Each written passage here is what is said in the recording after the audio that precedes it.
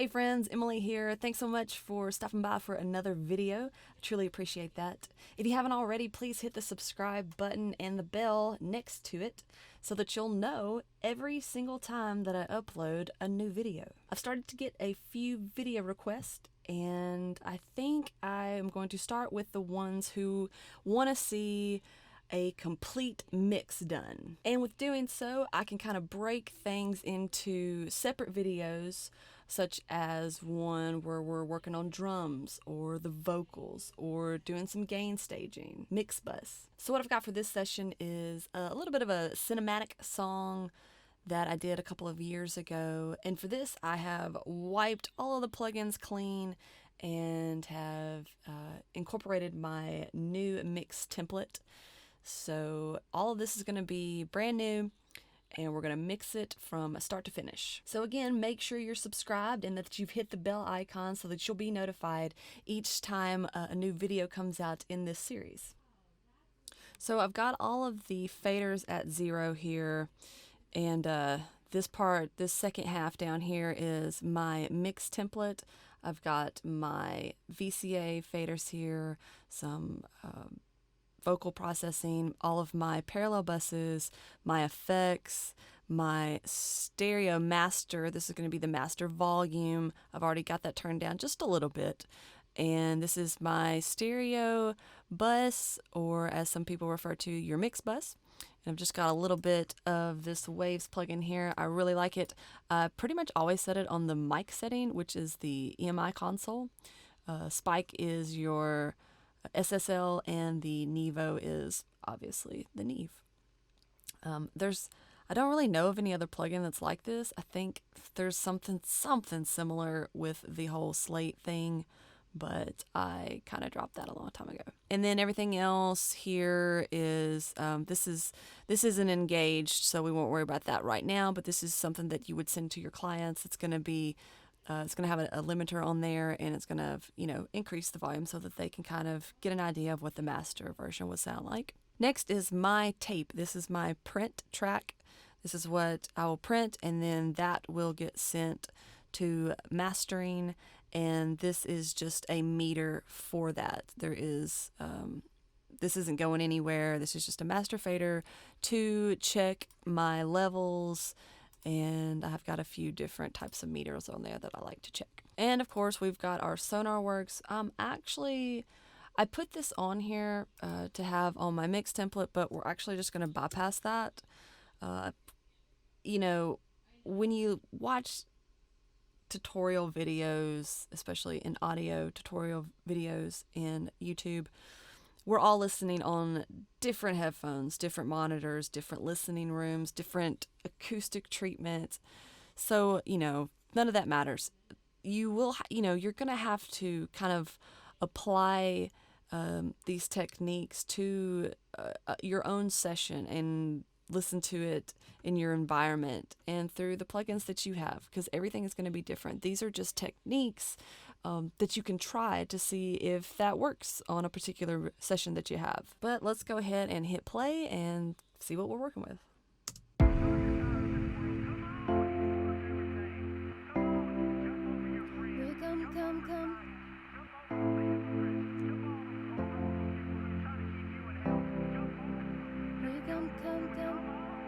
I've been watching and waiting for someone to believe in.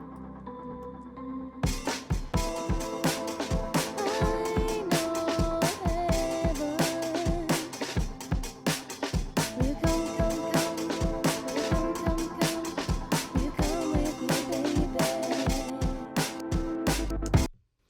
Okay, so you can see right there that I just made a little adjustment. It was just a little too hot for my taste and for where I want to keep all of my faders and the volume that I want to be hitting my plugins. So it's a cool little song.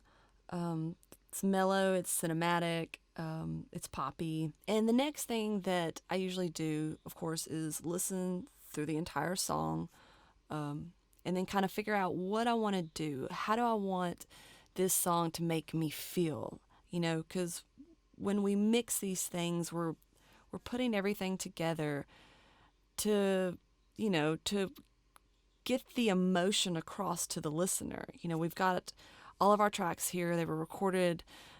Obviously, they're all digital. They're samples, but all of that together needs to bring together an emotion, and capture what the singer, what the artist, what the performer is trying to get across. And for me, I just want this to be, just a landscape of sound. I want to feel like I'm in the middle of it, and I want the vocal to be very present. Not that it's so far out on top of everything. I almost want it to just feel like it's right here in a smaller half circle, and then the music all around that. That's kind of what I'm going for here. And one thing that I did notice that I want to address, and I know a lot of you probably get tracks sent to you that come in stereo form, and you're pretty sure that it's mono, especially vocals. And I think I think some DAWs will just print out stereo versions, and I'm not sure if there's a setting for that or not. I know Pro Tools, you obviously, you can print mono tracks, but one thing to know is that when you do get these stereo vocal tracks or anything else, and you think that they're mono, what you can do is you can go over here, and I've already done this one, so I'll show you what I did. In Pro Tools, you click on the track here, right-click that, and there is split into mono. You'll hit that, and then what you'll get is the stereo track will stay there, and then you will get a left and right mono track. Okay?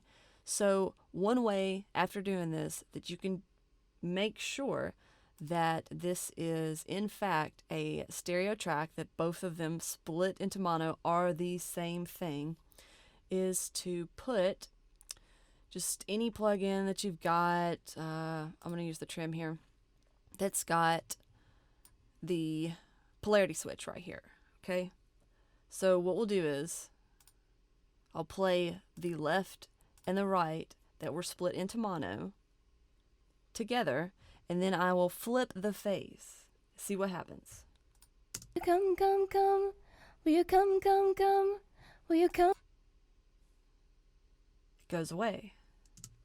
That means that those are identical tracks. We only need one. So I will get rid of the stereo. Now you can keep this, you can delete it, whatever you want to do. You can hide it, you can make it inactive. Maybe we just do that for now. So now we've got the original thing that our client sent us, and we know that this is the left, so we're going to get rid of the right that it made us. I'm just going to delete that one. And now we'll do a new one here together. Again, this is a stereo track that I believe is the same thing for both left and right. And I've already got this one panned right. So we will right click on that and select split into mono. Okay? Here is the stereo, and here is the left and the right. And you'll notice that it says that up here. Whatever you have it named, it'll say left and right. So this is something that I want to check again just to make sure. Always good to check our stuff.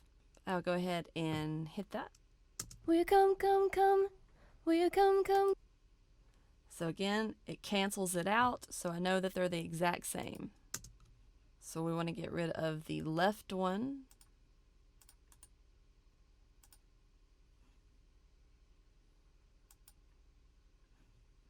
And I want to hide and make inactive the stereo. So now, Will you come, come, come? Will you come, come, come? Will you come with me, baby? So now we've got a harmony left and a harmony right instead of 2 stereo tracks. And I'm going to go through and do the rest real quick here. All right, so now I've gone through each of the vocals to make sure that we didn't have anything that was a duplicate.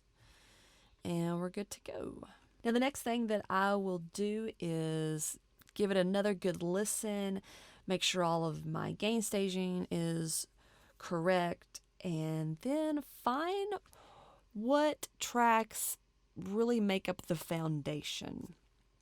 And after going through this song, I found that this track right here, which I've called main keys, is pretty consistent throughout the whole song. So that really kind of lays down a foundation for us, as well as the top track up here, which I've called loop. That kind of carries the song along when the main keys isn't happening. And then they also have some kind of crossover here too. So those are going to kind of be like the main things that I start with. There's not really a drum kit on this song. Everything is a sample or loop. So we do have some drum elements, the kick and the snare sound here. At least that's what I'm calling them. That I will probably go to next, or this kind of main bass synth and some other little effects as well. And then of course we do have a lot of string type synth sounds. I've kind of got those divided into our woods, our strings, and our brass section here. And then these are kind of like our cinematic effects. Those are probably going to be the thing that I focus on last, but we'll probably kind of just let those go throughout while we're mixing and see where they fit. And then of course, while all of this is going along, once I've got a good foundation going and kind of a decent balance, I'll start bringing in the vocal.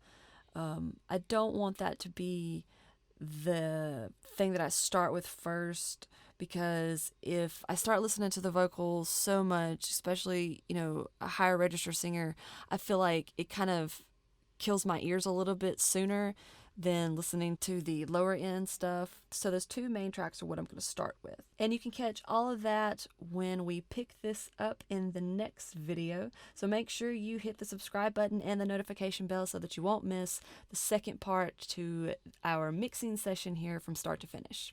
Thanks for watching, y'all.